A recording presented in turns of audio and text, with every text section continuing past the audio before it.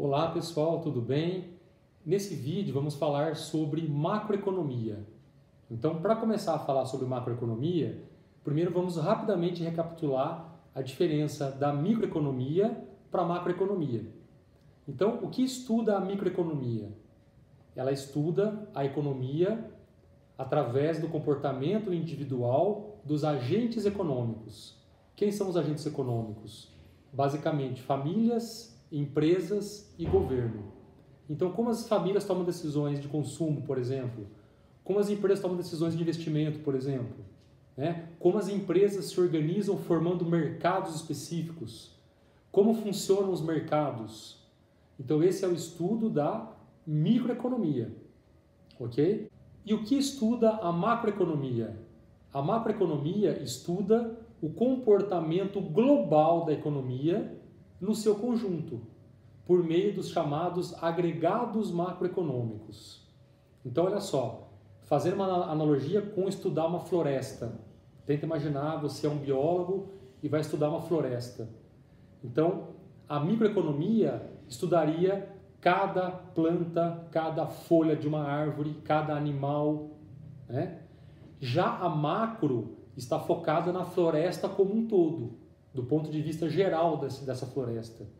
Então, fazer uma analogia de uma floresta com um sistema econômico, o macroeconomista está preocupado em entender a floresta como um todo, ou, no caso, a economia como um todo.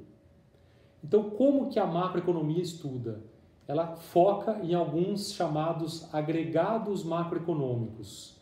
Então, acompanha comigo aqui quais são os principais agregados macroeconômicos. Então, olha só aqui, ó, vamos lá. Os principais agregados macroeconômicos são o PIB, o emprego, a inflação, que nós vamos falar aqui nesse vídeo com mais profundidade. E temos também outros agregados ou indicadores macroeconômicos: consumo, investimento, poupança, taxa de juros, taxa de câmbio, superávit ou déficit orçamentário, que tem a ver com as receitas e despesas de um governo, superávit ou déficit comercial, que tem a ver com as exportações e com as importações de um país.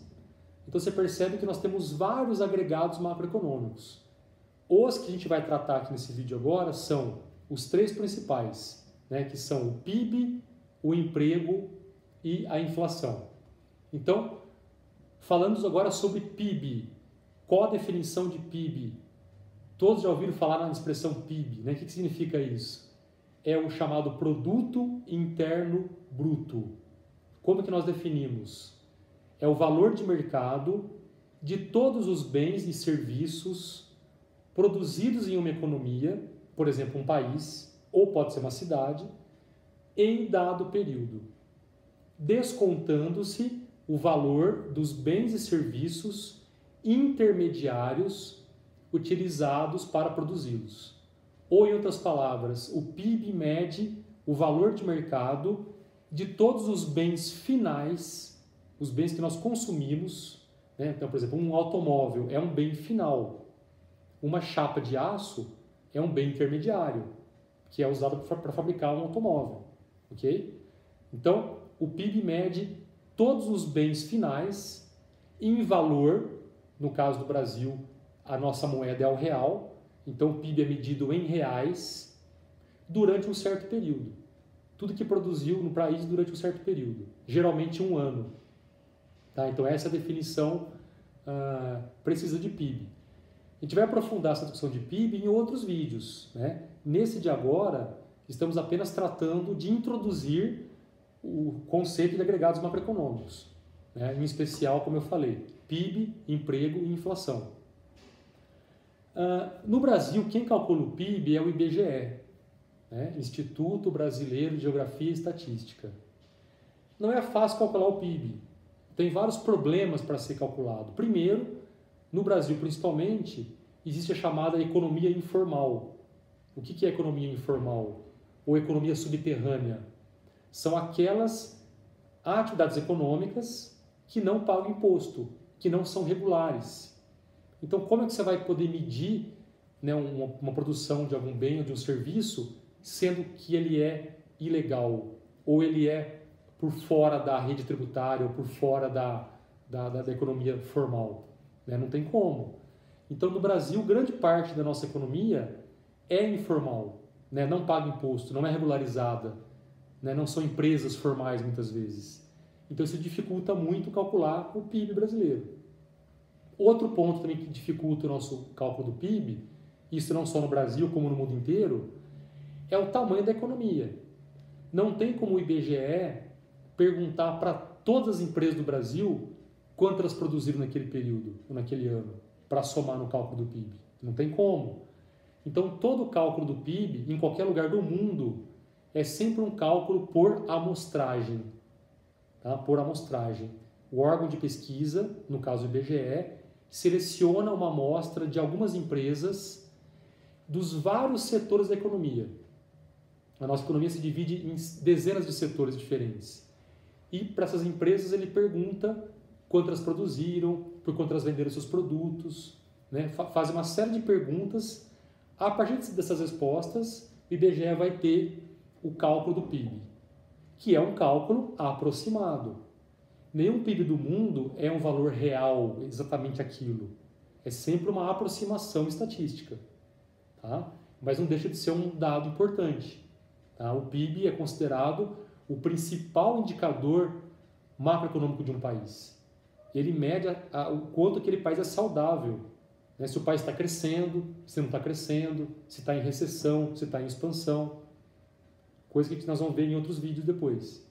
Né? Podemos comparar o PIB de um país com outros países, né, para ver que país tem a economia maior, por exemplo, ou a economia mais dinâmica.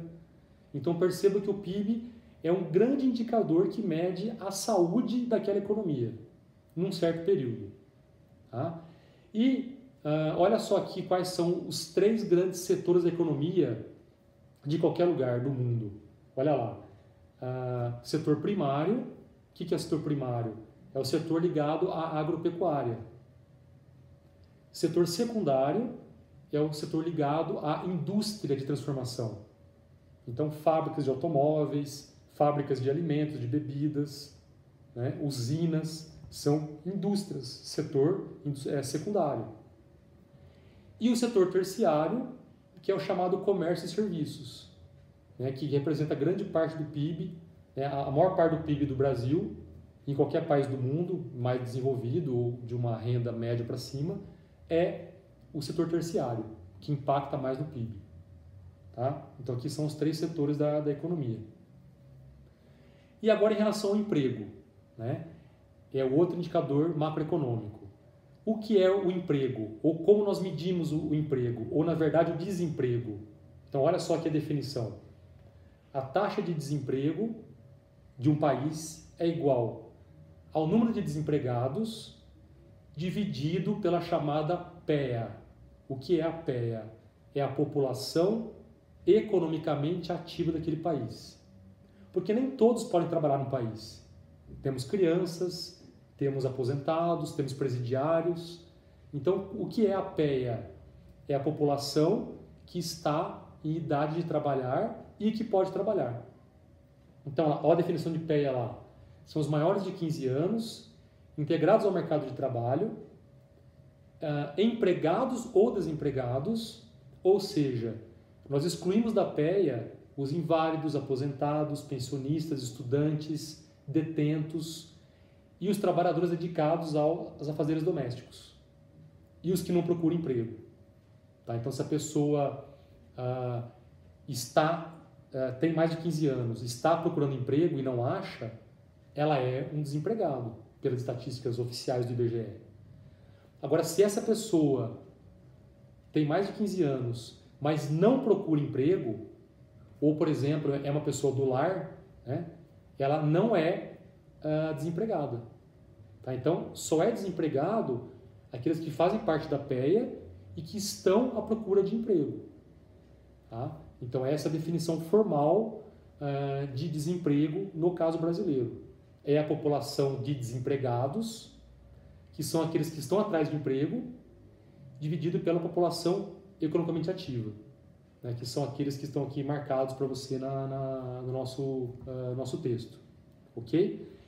O emprego ou o desemprego, né, como queiram, porque são os dois lados da mesma moeda, é também um importante agregado macroeconômico. Conforme nós vamos ver em outros vídeos, a taxa de desemprego de um país está totalmente ligada ao PIB daquele país. Há uma relação direta e importante entre o PIB de um país e a taxa de desemprego daquele país. Ok? Vamos agora para o terceiro agregado macroeconômico, que é a inflação. Como que nós definimos inflação? É o aumento generalizado e contínuo no nível de preços de uma economia. Todos nós que temos um pouco mais de idade aí, que está vendo esse vídeo, vai se lembrar da nossa época da hiperinflação brasileira, nos anos 80 principalmente, até meados dos anos 90, onde os preços subiam o tempo todo, o dia todo. Então, por que os preços sobem às vezes? Por que os preços caem às vezes? Então, isso quem tenta estudar é a ciência econômica. A gente não vai entrar aqui nessa discussão das causas da inflação. Estamos agora apenas introduzindo o conceito de inflação, que é também um agregado macroeconômico muito importante, né? Porque ele mede o quanto aqueles preços daquela economia estão subindo, ou não estão subindo, por exemplo, tá? Em algum momento. Quem calcula a taxa de inflação no Brasil? Também o IBGE. Tá? Então você percebe que o IBGE no Brasil calcula os nossos 3 principais indicadores econômicos, né? PIB, emprego e inflação. E qual é o nosso índice de inflação oficial? É o chamado IPCA, né? Que é o quê?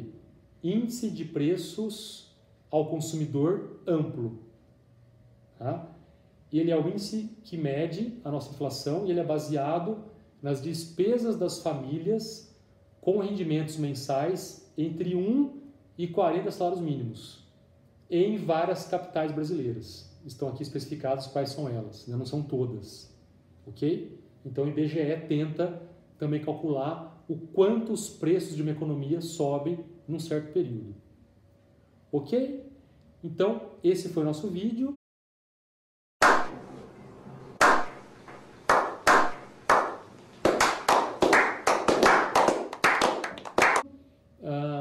A ideia foi mostrar a vocês, introduzir a vocês a ideia da macroeconomia, o que ela estuda e conceituar aqui os 3 principais agregados macroeconômicos que nós estudamos, que são o PIB, o emprego e a inflação.